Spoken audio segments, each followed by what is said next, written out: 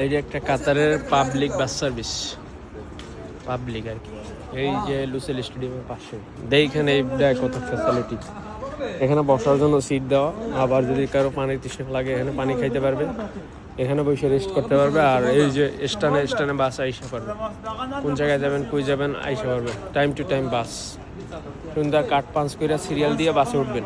আর বাংলাদেশ হইলে আবার ভিতরে যাইতেছি, ভিতরের ফ্যাসিলিটি এটা দেখেন। এই যে বসার জন্য কত সুন্দর জায়গা, এই যে টয়লেট, নামাজ পড়ার জন্য জায়গা, এই যে নামাজ পড়ার জন্য মসজিদ নামাইতে আছে, ওয়াশরুম, বসার জন্য জায়গা। আর এই ভিতরে দেখেন কি সুন্দর বসার জন্য জায়গা এক একটা।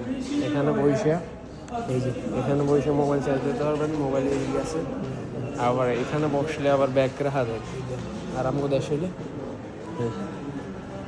বসার জন্য জায়গা, আবার এই জন্য জায়গা, সব ধরনের ফ্যাসিলিটি আছে।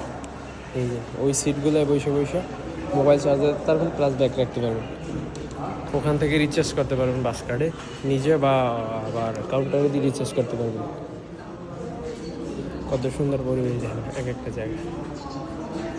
আর দেশ হইলে কী অবস্থা হইতো, বাসের তো পাড়ায় পাড়ায় লাইন নাই, কোনো কিছু নাই, ই নাই।